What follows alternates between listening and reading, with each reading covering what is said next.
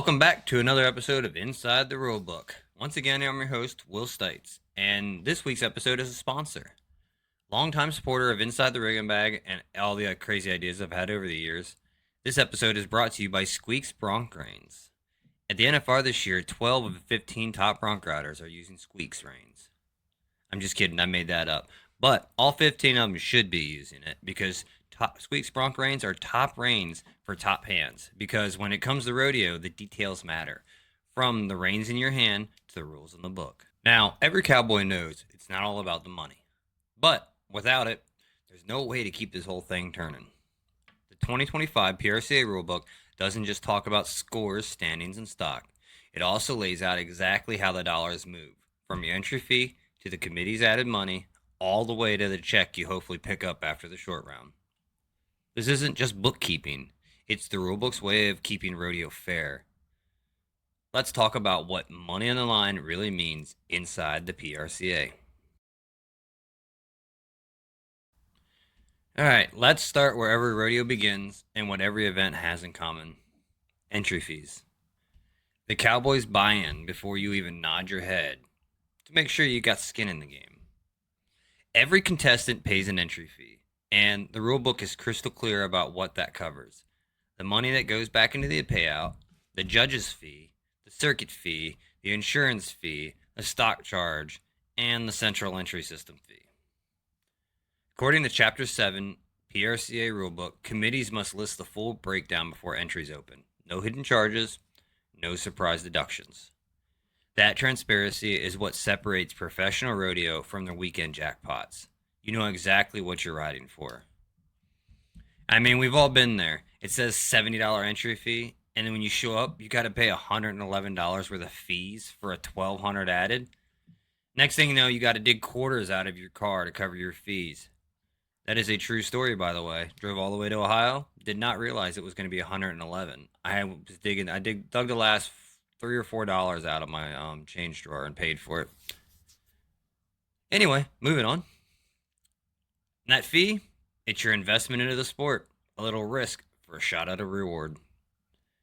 The fees are set by the PRCA beforehand based on the added money for each event and the event itself, because saddle bronc and bareback riders usually don't pay the same as a bull rider.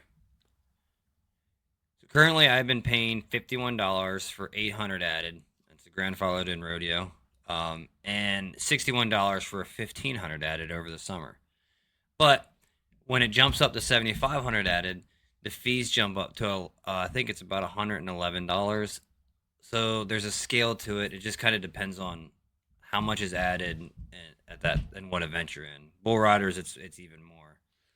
There are also some rodeos that have special entry fees for certain events. I believe last time I looked, San Angelo had special fees for $100 for saddle bronc.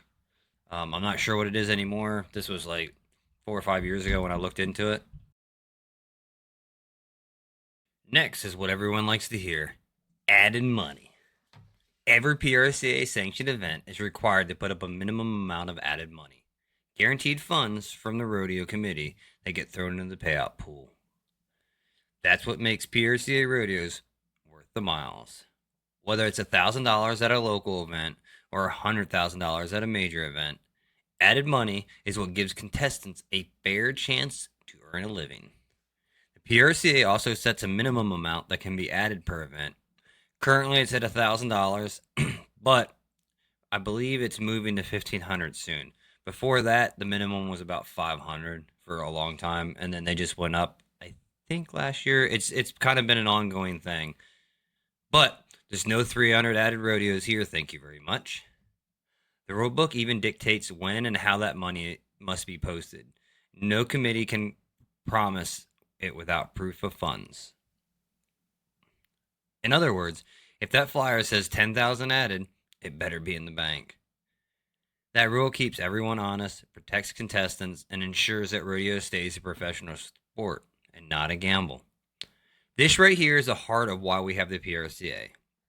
The Cowboy Turtle Association was started from a petition by pissed off cowboys and cowgirls when they found out that the total added money that was paid out wasn't the same amount that was advertised.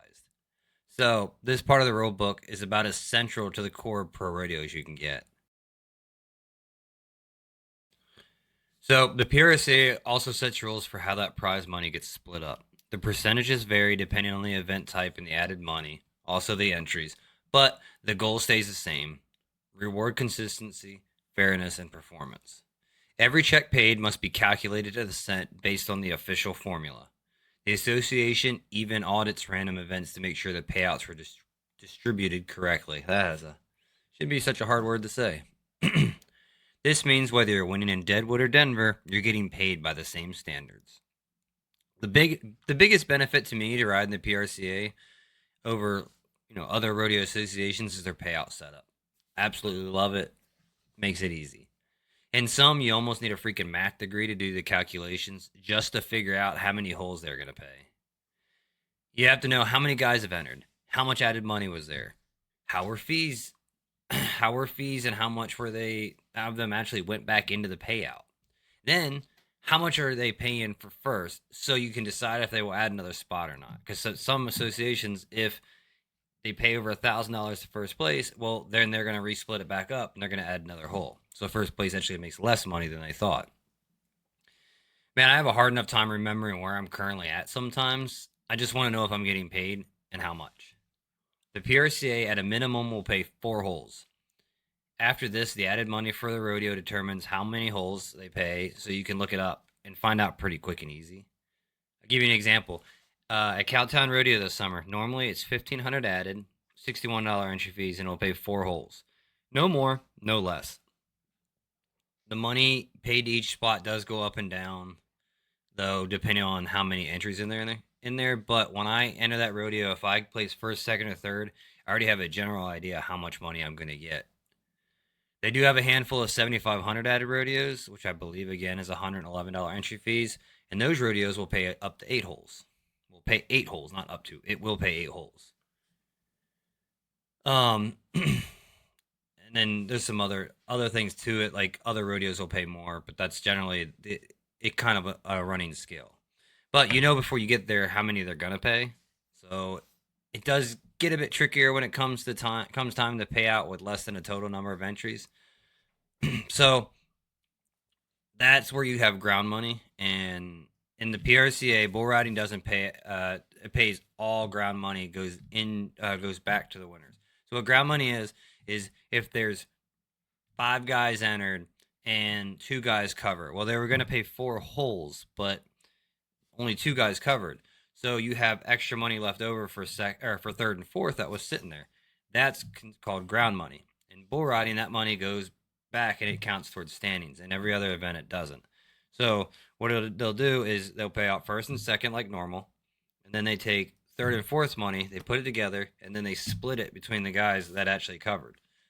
So first and second will get their normal money, and then they get half of whatever is left over in the pot.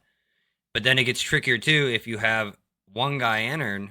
That by the way, that money doesn't count towards world standings or standings in general unless it's in the bull riding. Bull riding, all that money counts. But so you're the only saddle bronc rider entered at 1,000 added event.